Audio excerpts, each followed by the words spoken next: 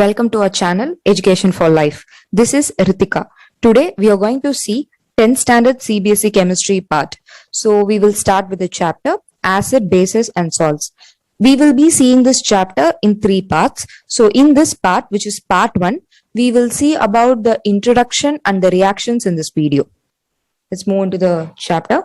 First, importance of topic. Every time before we start studying a chapter, we need to know the applications in real life. Because by knowing these applications in real life, it will be interesting for us to study the further chapter with the known facts which is already given, right? So it just makes us, it's easy and it makes it interesting. That's it. So first, this acid, bases and salts are used in daily life. So that is what I meant by usage in daily life. So how it is used, for example, the toothpaste we use, or the soaps and detergents, and the acid which is used in cleaning the bathrooms, right? So all of these are examples of acid and bases. And next is importance in human body.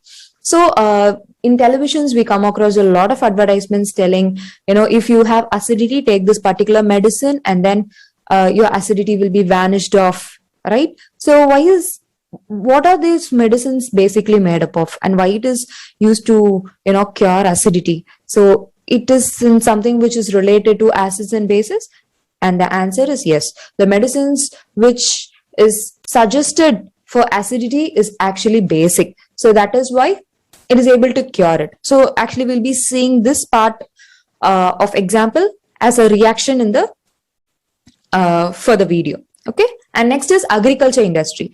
So coming to the agriculture industry is like how we need food to live happily, to grow healthy, and all of those things. The same way plants also needs proper fertilizers, right, for them to be healthy.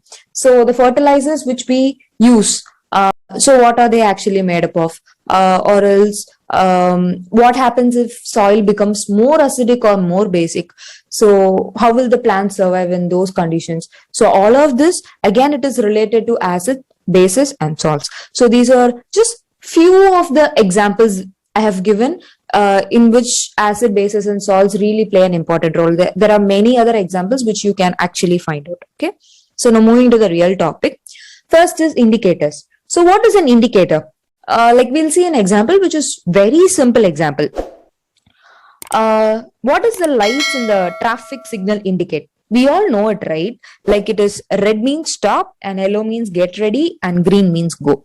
So indicate, the word indicate is basically represents like to show, right? It shows. So the green color shows to stop, like whenever the green color displays, we stop, right? So that is what indicate basically mean. So here in chemistry, also there are some of the indicators. So that indicators help us to find if the given solution is an acid or a base. For example, somebody is giving you a solution in a beaker and they are asking you to find if it is an acid or a base. How will you able to find? They show no color difference, like the solutions are colorless, and how will you be able to find if the particular solution is an acid or a base? So that is why we use litmus papers.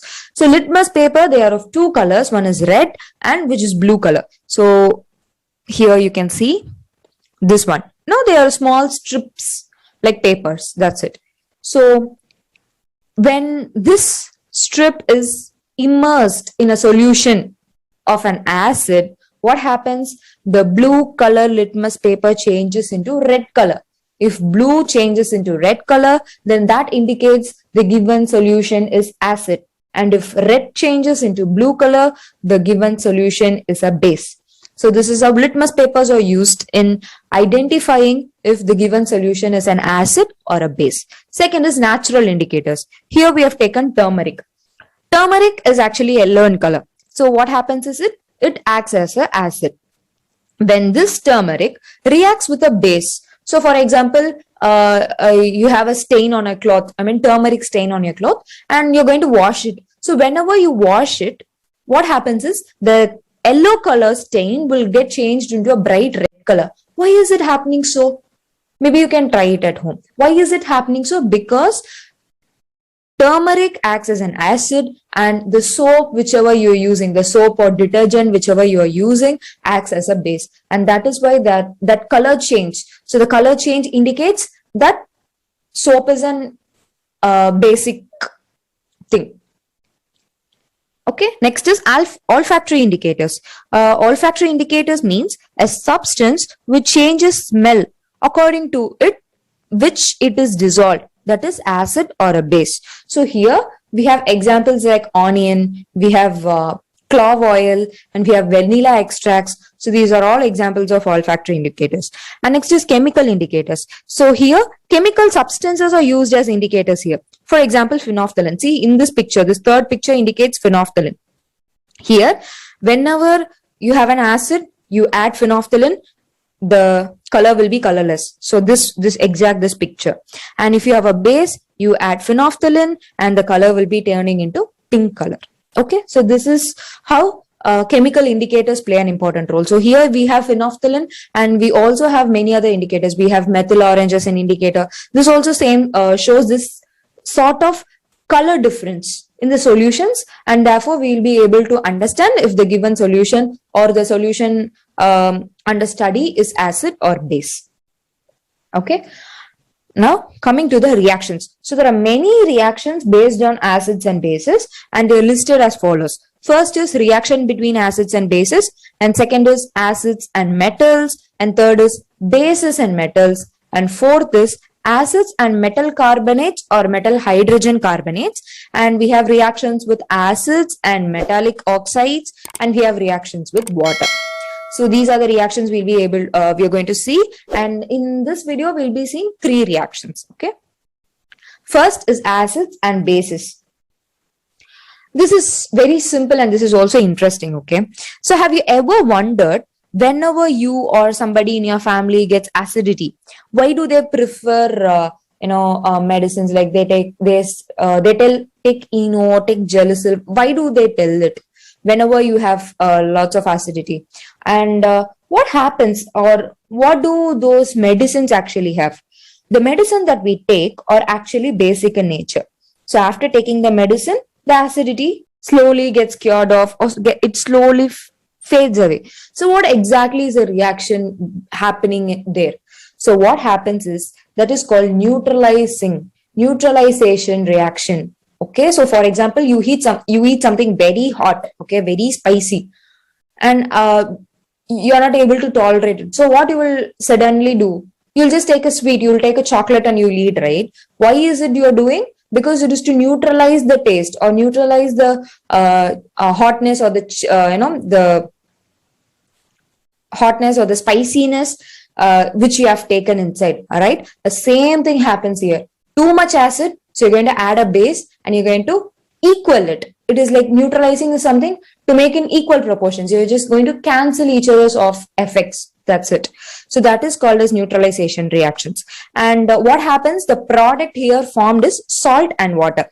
See, for example, here we are taking acid. Example is HCl, which is hydrochloric acid, and base. Here example is NaOH, which is sodium hydroxide. When these two reacts, we get salt, which is NaCl. NaCl is sodium chloride. We get a salt and we get water. Okay, H2O. These are the products. And here it is telling it is a double displacement reaction. What is a double displacement reaction? So here we have a molecule HCl, and again here we have a molecule NaOH. What happens is, this H plus and we have Cl minus here. This is Na plus and OH minus. What happens is this.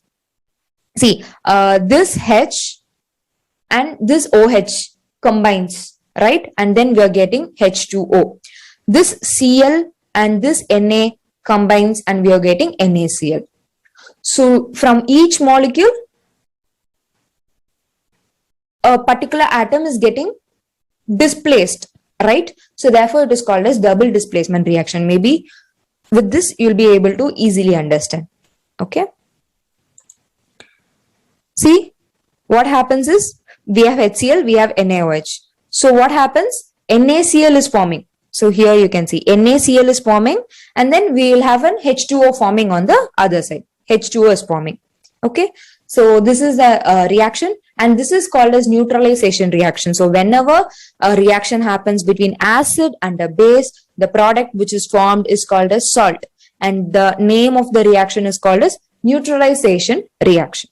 So this one, okay, neutralization reactions. Okay, so now coming to acid, bases, and metals. Whenever an acid reacts with a metal, so here we are taking H2SO4. What is H2SO4? It is sulfuric acid. And here it is a metal. You can take zinc. So here, for example, they have given zinc. What happens is salt is formed and hydrogen gas. And they have said it is a single displacement reaction. That is, see here from zinc combines with SO4. Okay. So therefore, ZnSO4. But this H2, it is not combining with any other thing, right? So it is as such left off. So therefore, it is single displacement reaction. Okay. So the salt which is formed is ZnSO4. Right. And in this picture, we'll be able to see, this is one of the examples. And the other examples is you can use hydrochloric acid also, because that is also an acid. And then here we're combining with magnesium. So what happens is we are forming a salt. Okay.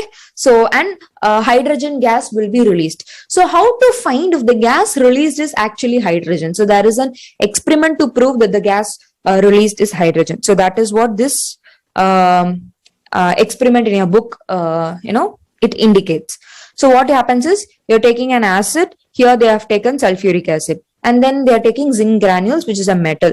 So they are reacting it. What happens? The salt is formed, and we have small bubbles, like we have hydrogen bubbles, but we don't know if it is an hydrogen, right? So we have bubbles. What they are doing is they are just taking this gas and passing it to the soap solution. So this gas, when let into the soap solution, it is producing bubbles. Okay, it is producing soap bubbles. Now we need to find out if it is really hydrogen. So what we are taking? We are taking a candle. You are lighting a candle, or we are taking fire near to the bubbles, and now you can see that the bubbles, they just pop out. Okay, they are giving a popping sound. So this popping sound indicates that the gas released by this reaction is actually hydrogen. Okay, the popping sound, whenever a fire, or whenever a lighted candle or a fire is made to come in contact with the hydrogen gas, it pops. So that is why here, when this gas is made to let pass into the soap solution, and when it produces bubbles, and when we are introducing this candle, lighted candle near it, that is giving a pop sound. Okay, burning of hydrogen gas with a pop sound. So this experiment proves that the gas which is evolved is hydrogen in this reaction. Okay, in the same way, it happens for bases also. So here bases. Here we have taken acid, which is H2SO4, sulfuric acid. Here it is a base, which is NaOH, which is sodium hydroxide. Again, I'm taking the same metal as I have took here. Here also I have took zinc, and here also I have took zinc. So I'm taking zinc. What happens? Again, a salt is produced and hydrogen gas is produced. This reaction is as similar as that of reaction with acids and metals. Okay, so acids and metals and bases and metals. So they produce hydrogen gas and salt. In neutralization reactions, acids and bases, they produce salt and water. Okay. Now coming to the third reaction, acids and metallic oxides. So here it is very simple. See, metallic oxides, we are going to think metallic oxide, and then we have HCl. So what is going to give us? CuCl2. That's it. Okay. And then it is going to give us water. So whenever the water goes, the balance thing or the balance atoms combine, which is Cu and Cl2. Right. So we have the salt formed, which is called as copper chloride. So acids and reaction of acids and metallic oxides, it is same as that of acids and bases. It's same as that of neutralization reaction. Okay. So this is what we have seen in this video. So I'll just make a gist of what we have seen in this video. So first we have seen about the indicators, the different type of indicators we have seen. And then coming to the reaction part, reaction of acids and bases, we have seen three reactions. Okay. So first is we have seen about neutralization reactions, which is with acids and bases. And the second one is we have seen about reactions with metals, right? Just metals, acids and bases and metals. And third is about acids and metallic oxides. So in the next video, which is part 2, we'll be seeing about the other two reactions. So what are we left with? Reactions of acids and metal carbonates or metal hydrogen carbonates. And next is reaction with water we'll be seeing. And then we'll move on to next, subtopic like strength of acids and bases. So this is what we're going to see in the next part. So if you like the video, please don't forget to like, comment and share and subscribe. Thank you.